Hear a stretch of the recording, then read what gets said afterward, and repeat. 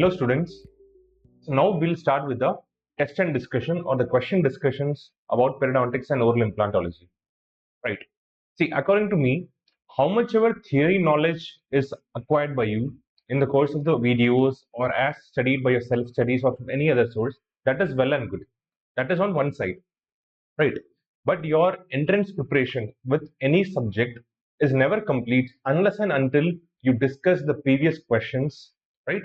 The last few years, the questions that has come, any controversial questions, right? And also how to approach and how to solve the MCQs, right? At the end of the day, nobody is bothered about how much theoretical knowledge you know. If you are able to answer the MCQs, then you're qualified. If you're not able to, I'm sorry. Got it. So solving an MCQ is an art. Over the course of my videos, some of the other questions I've discussed with you, I have told you the areas from which the questions have come. Right now, I like to share, very briefly how to approach and how to solve MCQs. Right. Before that, starting of the video itself, I told you, always your learning should be MCQ based theory. That is, let's say you have a subject like perio, you have a, Karanza big 2-volume book or a 3-volume book, you have implants and everything. If you study the entire textbook, I don't know, maybe you'll be able to answer everything, maybe you may not be able to, right? So the approach always should be, you see what MCQs are coming, right? Study the related theory around it. It is all like bubbles. Let's say one MCQ comes from here, you study whatever the area around that. For example, let's say you get a question from plaque, right? You get a question about primary and secondary colonizer. You study about primary and secondary colonizer, the organisms that come under the primary and secondary, right? Then you learn about the complexes, which complexes come under primary, which complexes come under secondary, right? Next question you get about virulence factors. You add virulence factors to the already studied complexes or the bacteria, right? So you study in small bubbles. Finally, everything will fuse together and you will get a complete picture. Please go from MCQ to the theory, right? So whenever you learn an MCQ, you should know what question is being asked. You should know the 4 options. You should know the related theory behind that, around that question, right? And always, while solving the questions, please look for words like all of the following, words like except, words like but, which of the following is not a feature, and everything. Right? Because these are some questions which are make or break your selections, some keywords, right? Let's say on the exam, you're already very panicked. You have around 19-20 subjects, right? That too on the day of the exam, you have to remember everything for a period of 3 hours. It is not an easy job. Okay. So when you're sitting in front of the computer on the day of your exam, right? You are solving, let's say you get the first 5 questions are difficult for you. The first 5 questions, unluckily, the set that you get, it's very difficult, right? Your mental balance becomes totally changed. What you have to do is keep calm, right? Try to keep calm while solving a question. Read the question twice. Read the question twice. Look for such words. Look for the word except, right? Because in that frame of mindset, you see the question, you see a familiar option, you go and mark that option. No, you please check the question first. Are they asking all of the following except? All of the following are collagenases except, right? All the following are red complex bacteria except. Please look for the words except. Also, in the options, look for the option, last option. Let's say they have given all of the above. Option D will be all of the above, right? Option D will be none of the above. Or you have options, let's say both A and B, right? I'll give you an example. Let's say transeptal fibers are an example of option A, gingival fibers, option B, periodontal fibers, right? If you read transeptal, you see the option A, you mark the option A. No, see what all the other options that are being given. Option D might be both A and B. That is the best answer, right? So always do not jump to the answer by reading half of the question or one or the other options. Kindly read the question twice, right? This should be your rule. The question should be read twice, right? Hide the options, read the questions twice, understand what specifically they're asking, then proceed read all the four options, right? Take a deep breath, mark it. Take a deep breath, mark it. And if you are pretty sure, that this question has been marked correctly, right? I hope you are aware of the pattern.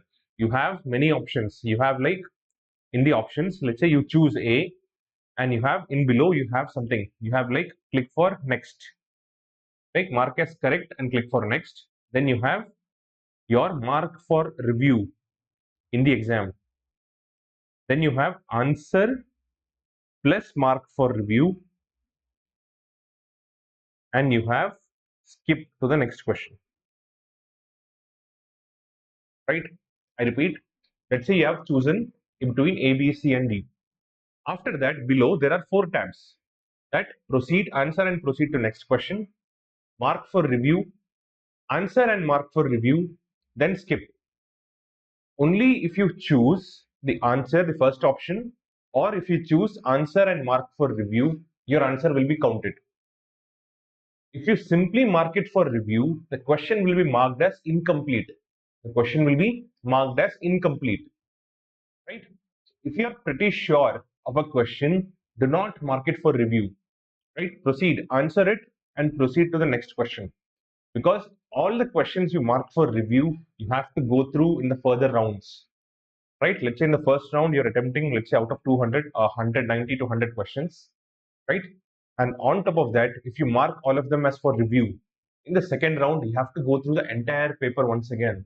It is very difficult. You lose your time and patience. So if you're pretty sure of an answer, kindly do not mark it for review. Answer it, proceed to the next question. Question, let's say you are unsure about two options. Such questions, mark it for review. Such questions, mark it for review. For example, let's say the biological width around an implant. You have both the options 4 to 4.5 and 3.08, right? Or let's say you have an option as 4 millimeters, right? You know this thing, but you have to pinpoint the answer. Such questions you can mark it for review. Or let's say something that you have studied but you're not able to recollect in that particular period of time, right? For example, your subgingival calculus, which crystal is present more? You have studied, but you're not able to recollect that time. Okay, let me just mark it for review and let me go to the next question. That should be your strategy while attempting the paper. Okay, and anything, any question that you know the head and tail should be answered. Right? Kindly do not skip much questions. I repeat, I'll just write it down. Kindly do not too many questions. Because if you skip too many questions, let's say you are having a doubt between option A and B, option C and D have been eliminated, right? You have four options, A, B, C, and D. Options C and D have been eliminated. You are stuck between option A and B. Such questions, kindly attempt such questions. Because if you have four options, you only have, and you take a wild guess, you only have 25% of marking it correct, 1/4. Whereas, and you have 3/4 chance of getting negative. Whereas, if you eliminate two options, then you have 50% of making it correct and 50% of getting it wrong. So kindly attempt such questions. Any questions that you know something about, kindly attempt. Because if your attempt is less, then automatically you are out. Automatically you are out, because let's say you're left 50 questions. Even if you get only all the other questions correct also, right, you will be stuck there within that limit.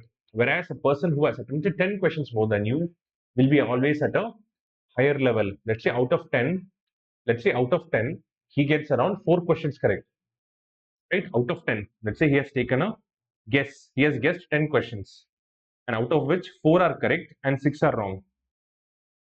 So he get 4 good marks and 6 by 4. That is, he gets around 1.5 negative marking. Still, he has got 2.5 marks more than you. Right? You're getting it? That is the reason. Always attempt the questions that you know something or the other about. Right? Any question that you know something you have not at all heard about. Let's say in Perio, they ask you about something called as a totally new technique, right? That you have not even come across. Not even, you do not know the head and tails. Such questions you are allowed to permit. You're allowed to skip. Otherwise, I do not allow you, I do not permit you to skip any questions that you have heard about. Right? This is the strategy to go forward while solving the questions and how to attempt the exam. Right? Something that you have heard, kindly do not skip. Right? And the last method, a last trick to how to excel well in your NEET exam is that try to solve by excluding, or try to solve by means of elimination. Elimination, right? Let's say you have, I'll discuss the question. Right? Let's say you have four options, A, B, C, and D. Try to eliminate. D cannot be true. I'll just mark D. I'll just strike off D. B cannot be cannot be true. I'll just strike off B. Right? I have removed two options by elimination. Right? Then I have to choose between A and C. That is another technique. Right? Because starting off the question, let's say you're confused between three options. Right? Forget it. That school of thought, leave it there. Try to apply some other concepts. Try to eliminate one or the other options, and then try to reread the question. That will help you out in arriving at the correct answer. Got it? And always read the full paper. Always read the full paper, because a clue to one question can be obtained from another question in your paper. All right? The paper is divided into multiple sections. Try to go sequentially. Try to go sequentially. For example, your part A is medical and part B is dental. Right? In your NEET, you have part A and part B. Right? The safer bet, what people do is try to do part B first. Try to do your dental question first. At the end of the day, we are dentists. We have been exposed to the dental questions, right? So when you do the familiar questions first, you'll be relaxed, right? You'll get more and more questions correct. It will be familiar to you. You'll have a relaxed atmosphere. But let's say, unfortunately, you start with a medical and you get tough questions. The first 15 to 20 questions, let's say from medical, let's say from anat, pharmacology, you get a tough questions, right? Your frame of mind will be altered. And when you skip and proceed to the dental, you will be panicked. You will be panicked. So being relaxed is an important, criteria, is an important prerequisite for scoring well in the examination. That is why it is important to attempt the paper sequentially. And one more thing, let's say you're starting with either part A or part B. Try to finish it off before going to the next part. Because let's say you do question numbers, you start with question number 60, you do question number 60 to 68, right? Then you leave 10 questions. You come back to question number 1. You do from 1 to 15. Then again you go back to part B. You again start from 65, right? So that results in a total waste of time. So whenever you're doing a section, try to finish it off before going to the next. Let's say you're starting with question number 50, try to do at least till 100 before starting anything else. Do whole numbers. Do not start from 67 and go till 79, right? Then start from 93 to 105. Try to do something like a whole number so that it is easy to know where you have left, right? Which part you have to start next. Of course, there will be indicators present in the exam, right? You'll know which questions you have marked for review, color coding, which questions you have corrected, which question you have skipped, which question you have not read, and all that. But still, why to waste time, right? So kindly follow all these techniques. Have a good night's sleep before you go to the exam. Have a good breakfast, right? It is, whatever you're studying, a glucose is ideally, should be present in your system for your brain to function effectively. And a calm mind is always critical. It's always crucial for you to arrive at the answer, right? That being said, let us now discuss a few questions from your periodontics and oral implantology. Most of these questions, we'll be discussing around 40 questions. Most of these questions are from the recent papers. I have put them in such a way they are your recently asked questions. Some very easy, some very difficult, so that you should be able to, ideas to get yourself to exposed to the recently asked repeat questions, the areas from which they are asking, and also to, I'll be solving these questions with you, right? How to approach and solve these questions.